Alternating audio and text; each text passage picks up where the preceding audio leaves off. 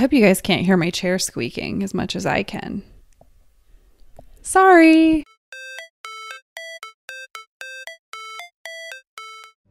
Hi, hello, and welcome back. Or if you are new here, welcome. My name is Heather, and this is Nice People, where we talk about the kinds of things nice people don't talk about. March 5th is DID and OSDD Awareness Day, to increase awareness of and education about dissociative identity disorder and other specified dissociative disorder.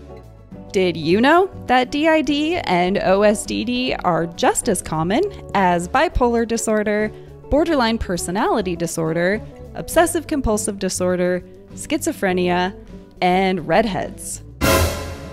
Not a mental illness. But despite how prevalent they are, they're still very commonly misdiagnosed and misunderstood by both the general public and mental health professionals alike. As a member of the general misinformed public myself, I was shocked when I was diagnosed with DID 4 years ago. The fact that I've had it my entire life and didn't know it, even after I started experiencing the telltale signs of it over a decade ago, I think really speaks to what little awareness there is about what these disorders are really like. Spoiler alert, they're not like how they're portrayed in movies and TV shows. In honor of DID and OSDD Awareness Day, I thought I'd take a shot at explaining what DID and OSDD are, address some of the common myths and misconceptions about the disorders, and even share a little bit of my experiences with them. Yes, them. Because I was initially diagnosed with DID, but recently had that diagnosis changed to OSDD, which it'll make sense later. But before we get into it, I want to point out that I am not a medical or mental health professional of any kind. I cannot diagnose or advise you on what to do about your mental health or anyone else's. Relating to some things in a YouTube, TikTok, or Instagram video does not mean you have these disorders. If you do relate to anything in this video, the next step is to be evaluated by a qualified mental health professional. And in my totally unprofessional, unqualified opinion, I highly recommend you seek out someone who has experience with or is at least familiar with dissociative disorders. Because, again, they're very commonly misdiagnosed. But that's enough of me rambling on. Let's get into it. Dissociative identity disorder, or DID, and other specified dissociative disorder, or OSDD, are two types of dissociative disorders listed in the DSM-5. There are actually 4 different types of OSDD, with OSDD1 being very similar to DID, and is the type that I'm going to be referring to in this video. But before we talk about any of that, we have to define a few terms first. First of all, it's dissociation, not disassociation. Dissociation. Got it? Good. There are a lot of different definitions for dissociation and dissociative disorders, but the main thing is that they all involve a disconnection or lack of continuity between everything from thoughts, memories, feelings, identity, one's own body, the outside world, and more. While all of the dissociative disorders share a lot of the same symptoms of dissociation, the key or distinguishing characteristic of dissociative identity disorder is the presence of 2 or more distinct identities, or alternate states of identity, aka alters or parts. DID used to be called multiple personality disorder, but was changed to dissociative identity disorder in 1994 to better reflect what the disorder actually is. Alters are not personalities. They're fragments of what would otherwise be a single, integrated identity or sense of self. What causes DID isn't entirely understood, but we do know that it develops in very early childhood And because there's usually a history of childhood abuse and or neglect and disorganized attachment style, the prevailing theory is that DID is an incredibly adaptive and complex survival strategy that a child's brain can develop in order to cope with overwhelming and oftentimes chronic trauma. I'm going to play for you a fantastic demonstration by Dr. Mike Lloyd, who's the clinical director of the CTAD clinic, where he explains how and why DID and OSDD develops. It is a few minutes long, but it's worth it. So if we want to think about childhood trauma using these methods, we have a child. They have a certain amount of resilience. Hopefully they have plenty of space within which to deal with difficult things going on in life. There's a certain amount of trauma that takes place. The child manages, they cope, they do okay. But on the second day, more comes in. The third day, more comes in. Fourth day, more comes in. The fifth day, more comes in. Over a period of weeks and months, and this is what we call the complex trauma. So the trauma is often formed by the systems within which that child lives. So for example, the families or the associates around that family are adding to that trauma on a regular basis. So there is a consistent level of trauma that child is experiencing. Inevitably what happens is the child very quickly becomes overloaded, and yet the trauma does not change. And yet more trauma is coming in, and the glass overflows. The child loses the ability to cope with the trauma. Dissociation occurs at this point when the child has no other ability to be able to cope with the trauma, and yet more trauma is pouring in. It does not stop. So the child lacks the ability to be able to prevent trauma from happening. It lacks the ability to be able to manage and deal and process with that trauma because of the age of the child. And we're dealing with potentially children of 1, 2, 3 years old. So they do not have the cognitive abilities to be able to withstand and manage that trauma. So there has to be another system. And effectively, my explanation for dissociative identity disorder, DID, OSDD, is that the brain finds other vessels within which to carry that trauma. So what it does is it very carefully adds to these different things. So this child is holding as much trauma as they can manage, and yet there are additional vessels holding more trauma here, and here, and here. Varieties, these are the vessels that we call parts or alters within the DID or OSDD system. So when we look at this, what we see then, we have our child who grows into the adult, and the trauma is passed from the child to the adult as much as is remembered, and yet these other vessels containing the different amounts of trauma remain present in the life. The child may grow into an adult and move away, and yet remaining present are these systems, these alters, the parts, the others that contain the trauma. In normal, healthy child development, kids naturally integrate all aspects of themselves and their experiences into a single self-identity and history. And this happens somewhere between the ages of 6 and 9. But the kids who develop these separate vessels of themselves and their experiences, and that are oftentimes hidden behind walls of amnesia, aren't able to integrate them into a single self-identity and history. So they stay separate. Hence the name dissociative identity, a disconnected or lack of a continuous identity. It's also why these fragmented parts are called alternate states of identity, not personalities. And there's really a spectrum as to how developed these alters can be, even within the same system or person. Alters can have their own memories, meaning they might remember things that have happened that the host or other alters don't remember, like, for instance, traumatic memories. They can have their own behaviors, mannerisms, life preferences, genders, sexuality, and ages. They've done brain imaging scans on people with DID, and you can actually see changes in the brain depending on which alter is fronting or in control of the body. Alters can even have different eyesight and health conditions. Yeah, that's a trip. There's so much we could learn from the brains of people with DID and OSDD. According to the DSM-5, in order to be diagnosed with DID, there are 5 things that must be present or true.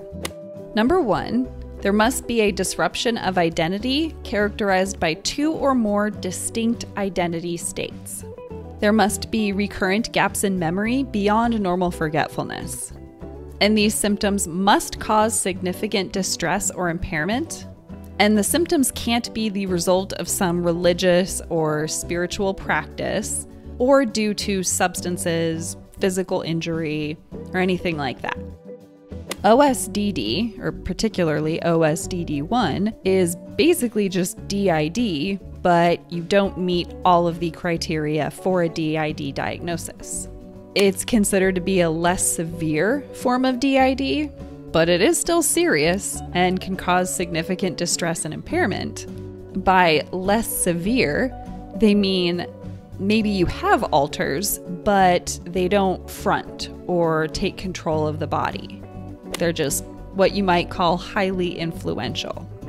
Initially, my therapist diagnosed me with DID because I appeared to meet all 5 of the criteria based on what I reported to him.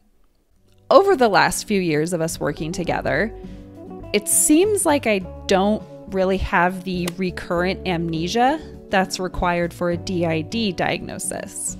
So, because I don't have recurrent amnesia, I don't meet the criteria for a DID diagnosis. Therefore, I have OSDD.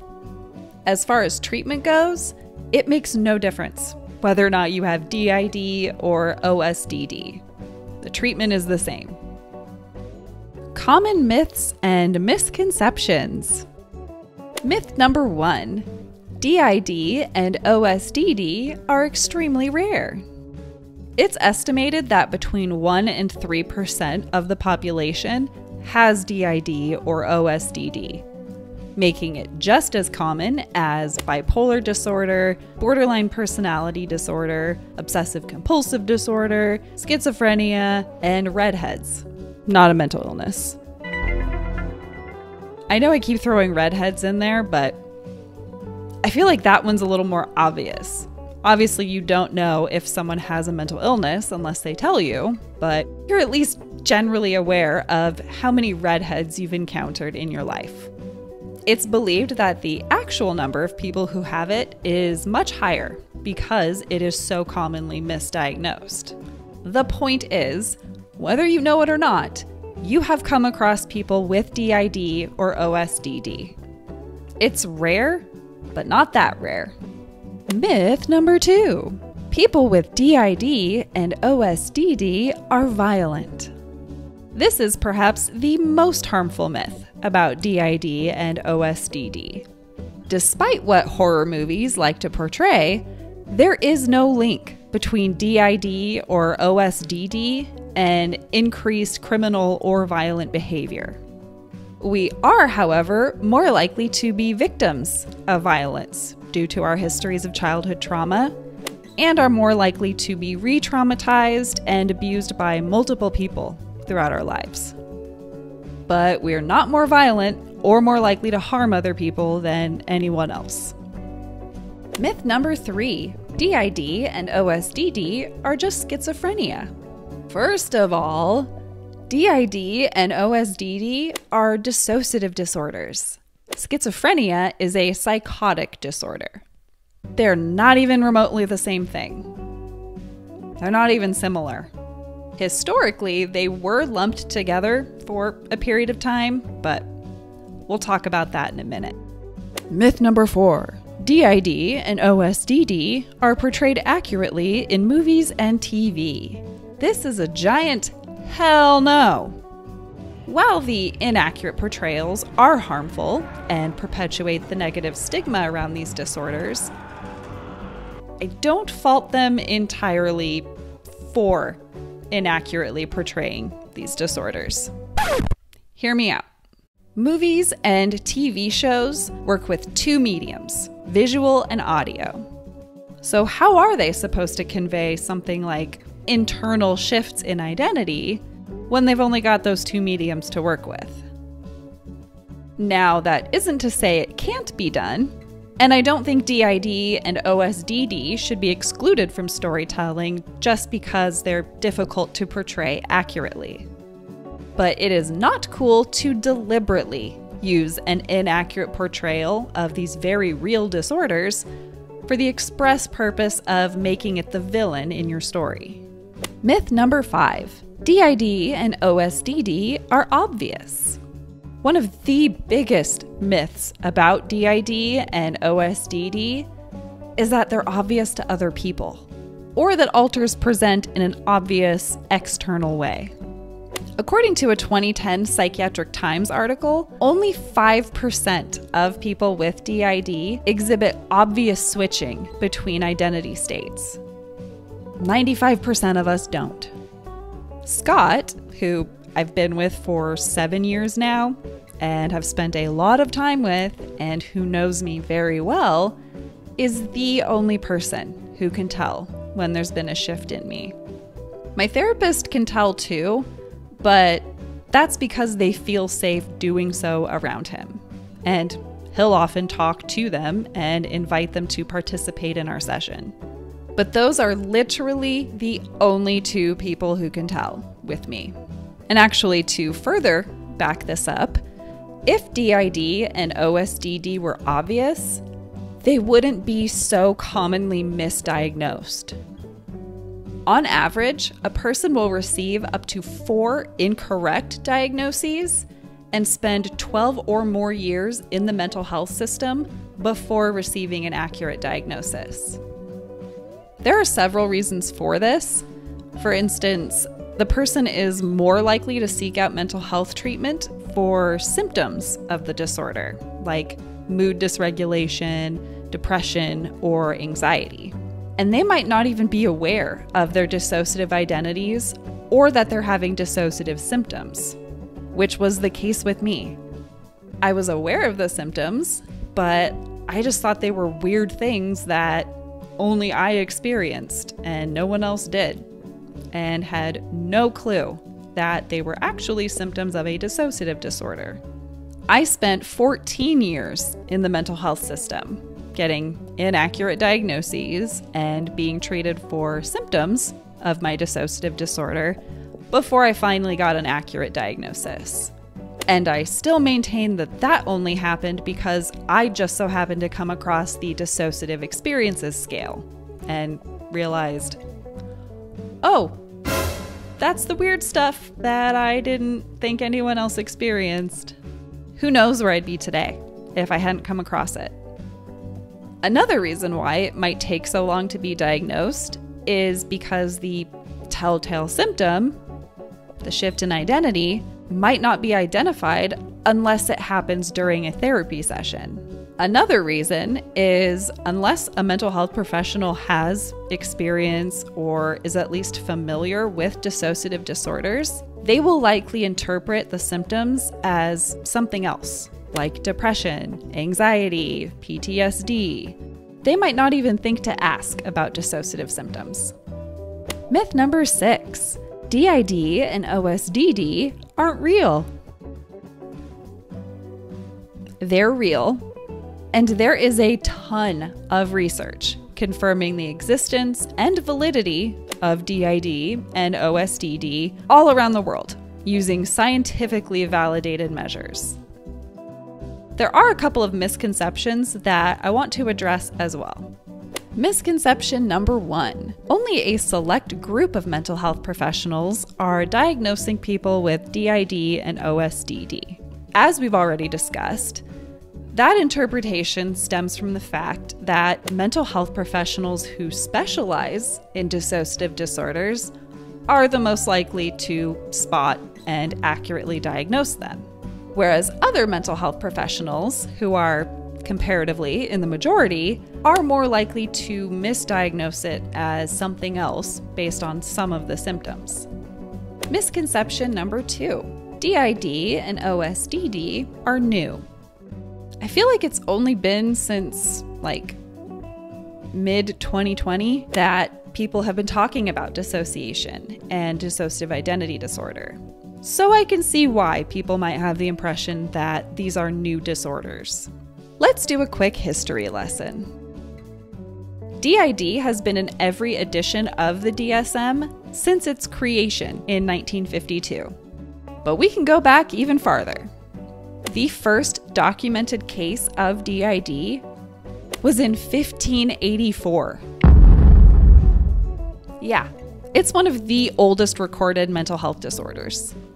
Although throughout history, it was believed to be demonic possession, like a lot of mental health disorders. Misconception number 3. This one is just kind of a general statement about the misconception that all of the people on social media, particularly TikTok, who are claiming to have DID or OSDD actually have it. In the interest of increasing awareness and accurate information about DID and OSDD, I just want to say, be skeptical of what you see on social media. Be skeptical of me. You don't know if I'm telling you the truth. I mean, I am, but you get my point. There's no way to know if someone is faking it for clout. Which that is just so weird.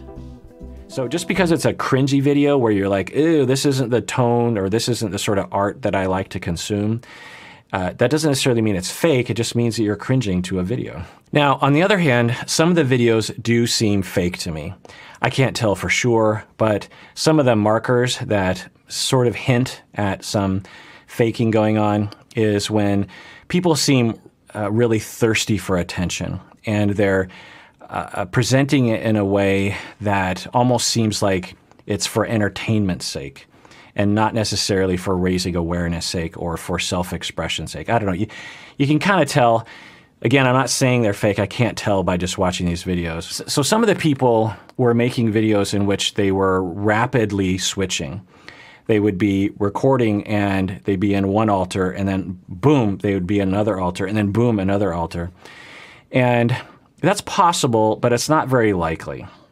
It's certainly possible, and I can't know for sure. I mean, certainly there are some people like that. And some people actually have a lot of control over their switching. Usually people don't have that much control over their switching. So one thing to watch out for is if the person is self-diagnosed, meaning a qualified mental health professional has not diagnosed them. What an alter is people that have multiple personalities, dissociative identity disorder. And I feel like this is another video that's gonna come up and people are like, oh, Trisha jumping on another bandwagon, Trisha trying to do this. So just for some added context here, the reason why people were saying that Trisha was jumping on a bandwagon was because on March 4th of 2020, Anthony Padilla put out a video where he interviewed people with DID, and it was wildly successful. Trisha posted her Meet My Alters video about a week later, and despite the overwhelmingly negative reaction people had to Trisha's video, she put out another one about a week later, where she was claiming to have a switch caught on camera. So yeah, I have no problem calling her out. This is bullshit. I realize so many people ask, do you have a disorder? Are you diagnosed with something? Are you bipolar? Are you schizo? And I'm like, honestly, I've never been diagnosed with anything. The closest thing that I have self-diagnosed to myself, I guess, is multiple personality disorder or dissociative identity disorder, or both, because there's some differences, there's some similarities, and some people just think they're like all same or all completely different. For me, I consider them quite similar. Stop it. Get some help. If you're looking for more information, I highly recommend checking out Multiplicity in Me. In my opinion, she has some of the best content out there about living with DID. And I think she's a psychologist now, so that adds an interesting element to it. Also, I highly recommend checking out the CTAD clinic for really great information about DID, OSDD, and dissociative disorders in general. Both of those are really great places to start, and I will put a link to both of them in the description of this video. I thought I was going to share more of my experience of having OSDD in this video, but I think it's probably too long already. So if that's a video you would like me to do, let me know in the comments. And please do me a favor and include any questions you would like me to answer. I have no idea what is and isn't of interest to you guys.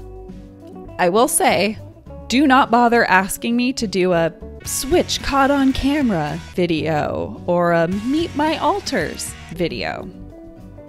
It's not going to happen. The symptoms and aspects of my disorder aren't parlor tricks, and some of us have some strong opinions on doing that. Plus, I think I've already made it clear in this video that you wouldn't be able to tell the difference anyway. We are more than happy to answer any of the questions that you do have, though.